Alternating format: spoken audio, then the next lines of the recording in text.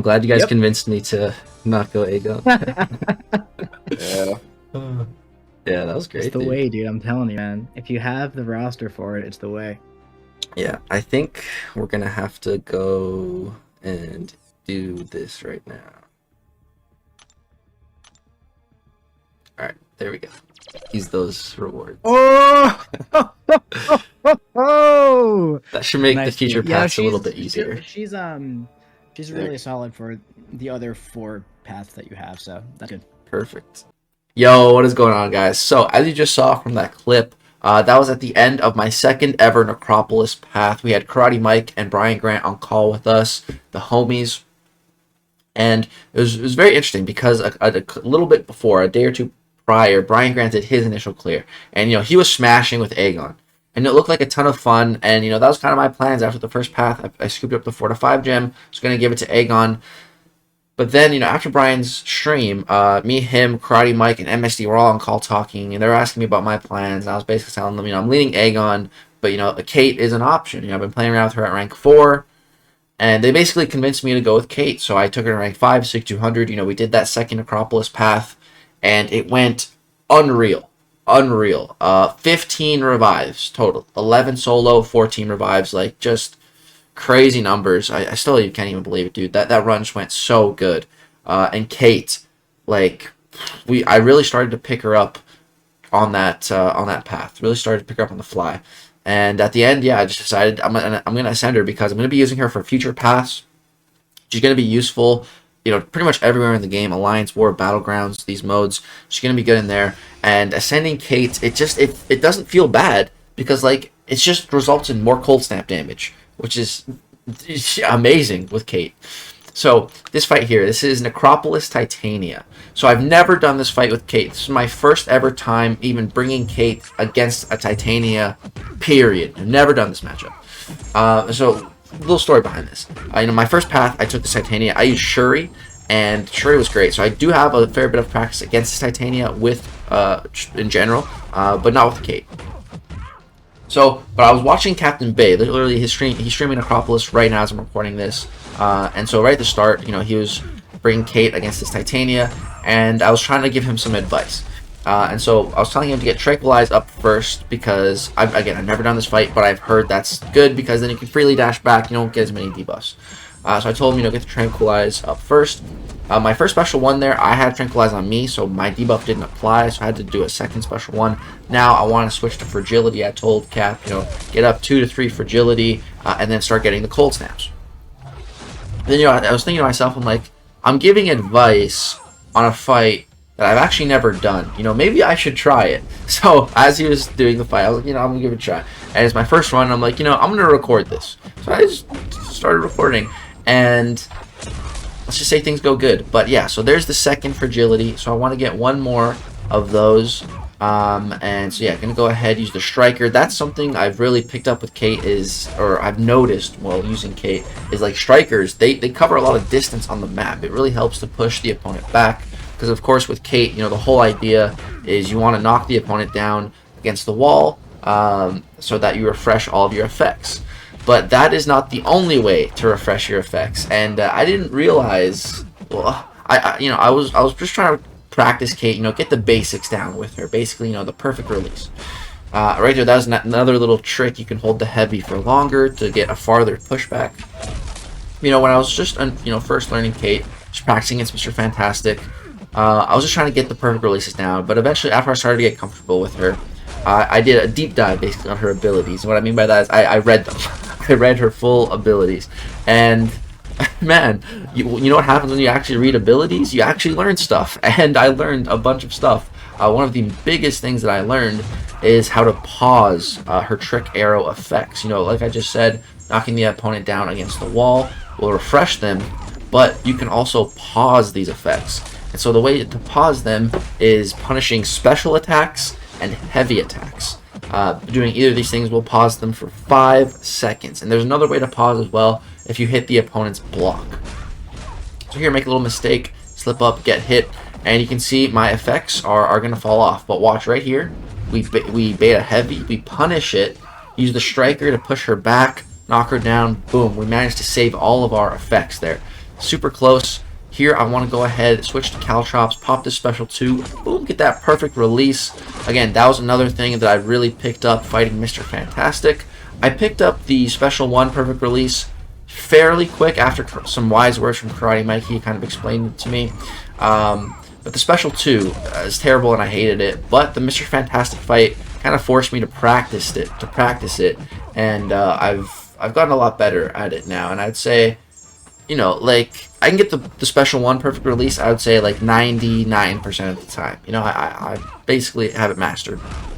Special 2 perfect release maybe like 69% of the time, you know, which is still okay. It's more than 50%, but could definitely be better. But yeah, basically, you know, the whole kind of idea here with Titania is once after you're set up is just to really keep her in the corner. And so at this point, I'm basically all set up. You know, I have 3 fragility, 3 cold snaps, 3 caltrops, and we're able to get 3 of these effects via the America Chavez synergy. It is a very, very, very powerful synergy for Kate, by far her best synergy, and it's very useful in the Necropolis as well. I wish I had a 7-star Chavez. Fortunately, I do not. But yeah, so here, gonna hold down the heavy, try to push her back. Didn't quite get the knockdown against the wall there, so here I go for another heavy. Luckily, she didn't have too much power, so that was fine. And now we go ahead and move on to the rooted phase of this fight. But dude, you can see, look at that, look at those numbers in red. 21563, 21,563 damage per tick. Dude, that's over 43,000 damage every second. Like, she is just melting. All I need to do is stay alive for like another 30 seconds and she'll be dead. The thing is, I need to stay alive. So at this point in the fight, if you have your evades, you know, you don't want to be consuming your stun quickly, because, you know, you can just waste time. So here you'll see I hold this, and I hold it even extra long, because we're just killing time. I'm trying to kill as much time as I can. Just let every second counts. Every half second counts, because every half second is an additional 21,000 damage. That damage just adds up like crazy. Man, look at that damage, dude. It's going nuts. Again, it's my very first try, and I was just looking at these numbers, and I'm like, oh my god, I'm about to solo this. I need to stay alive. And yeah, we do end up pulling out the solo, which is crazy. So yeah, gonna go for a little special 3, just for fun, to end it, you know, with the animation. Shoot a shrink arrow, which is very interesting. She has shrink arrows. But yeah, and then just get the, I don't know, I'm not sure how you say her evade stun thing. Repose? That's probably not it. But yeah, that's a Titania solo, dude, which is really, really sick. 5 minutes, 38 seconds. Sended Kate is just nuts. And so after I got that solo, I was like, you know, what else would make this video amazing? And so basically what I did on the first path with Kate was I fought that Mr. Fantastic. This Mr. Fantastic right here. I fought this guy, I want to say, for like at least, you know, 4 hours. I would say 4 hours within the last few days. Maybe even longer. I don't know. I was losing track of time. But yeah, I was just sitting out in my garage and practicing this fight. And, you know, at first, I couldn't get him below like 80%, you know. But slowly, I started getting better at this fight with Kate in general. And slowly, like, I just started taking off more and more percentage. And I really just originally was testing her at rank 4, then took her to rank 5. And then I ended up getting just like my best ever run by like a country mile. I got him down to like 21% remaining. So I took off like 79% of his health, and he has 8 million health. So, you know, he only had like 1.5 million left. And I was like, okay, you know, I wasn't recording or anything. I was just practicing. I'm like, that's so good. I'm just going to start the stream and pick up from here. And that's what I did. And it was an easy solo for the last, you know, 20%. And I was planning on uploading that, you know, that godlike run separately. But I was like, you know, now that Kate's ascended, I should be able to, and I'm better at her, I should be able to solo this, you know. And if I can do that, that would be way cooler for a video anyways, if I can just have the solo on Mr. Fantastic opposed to, you know, just a good run.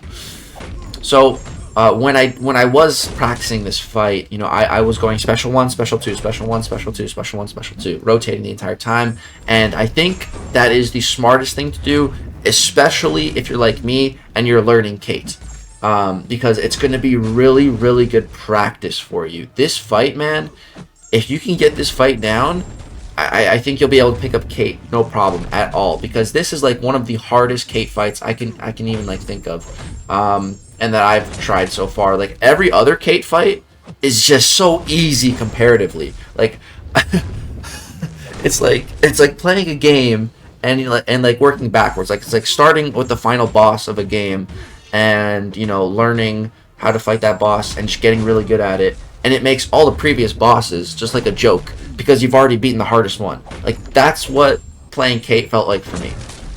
So my strategy for this fight, like I said before, I was rotating special 1, special 2s, but I at some point I eventually got this passive effect on me, which lowers my special 1 damage for like the next few fights, and I thought that was gonna be bad.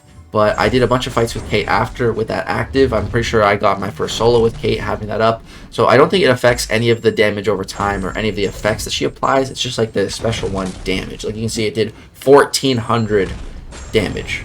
But that doesn't matter. The effects are all that matters. So here I'm just going full special 1, and so you can go full special 1. You don't have to cycle special 1, special 2. But again, if you're trying to get better at Kate, I highly recommend, because it really will up your percentage of landing that perfect release on the special 2. But yeah, so with this fight, the strategy that I like to go for is 1 cold snap. Definitely start with that. I don't care what anyone else tells you. Start with a cold snap just to prevent his evade, because this guy is so freaking annoying without a cold snap. He is just evading like crazy, and just trust me, start with a cold snap. After you get the cold snap, I talked to MSD, I asked him for some tips on this fight, and he told me to go tranquilize. And MSD really knows what he's talking about, but that's the thing with Kate, is like she's very customizable. You can play her in a lot of different ways, and I decided to not take MSD's advice. Actually, I don't think the tranquilize is needed at all for this fight. You can use it, but I'm about to show you a solo, no tranquilize at all. So, again, it's not needed. There's multiple ways to play Kate. You can definitely go that route if you like. But my whole idea here is I like having the debuffs applied to me because it's free willpower healing. Willpower is decreased in Necropolis, but healing is healing. And, the really annoying thing about this fight is whenever you hit Mr. Fantastic when he's against the wall, you take damage. Right there you see I just took 2,800 damage. Here, 2,800 damage. So, the damage really does add up throughout the fight. So I just like those debuffs on me to have willpower healing. So I like to go 1 cold snap, 3 fragility, the following 2 cold snap, and then 3 caltrops if I can, or as many caltrops as I can. Here I do get all 3.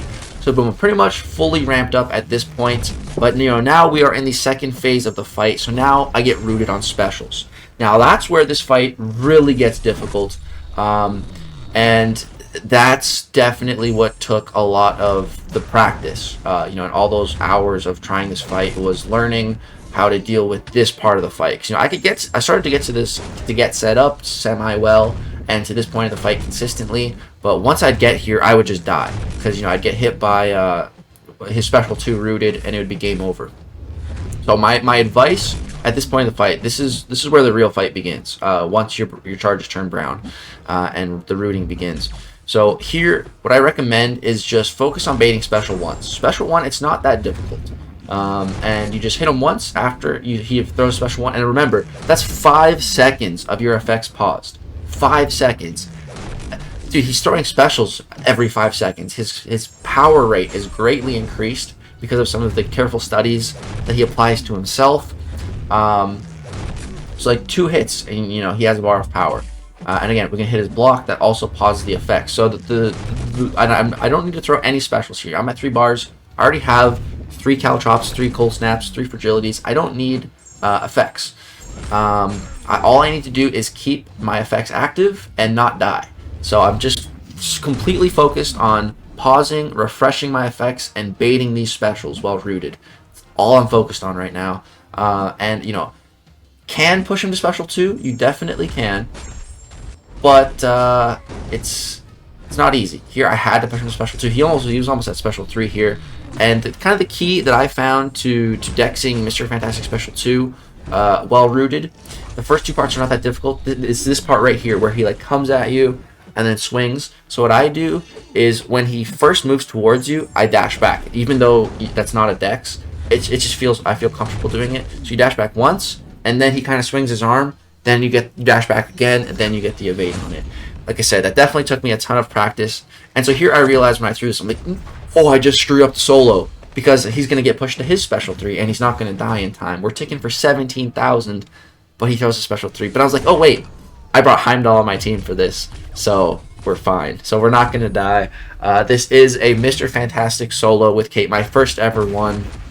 It just feels like so good, man. To put in so much hard work on a fight, and just to learn a character so fast, and then to come back and get the solo with her at a higher rank, it just... oh my god, that felt very, very satisfying, dude. Very satisfying.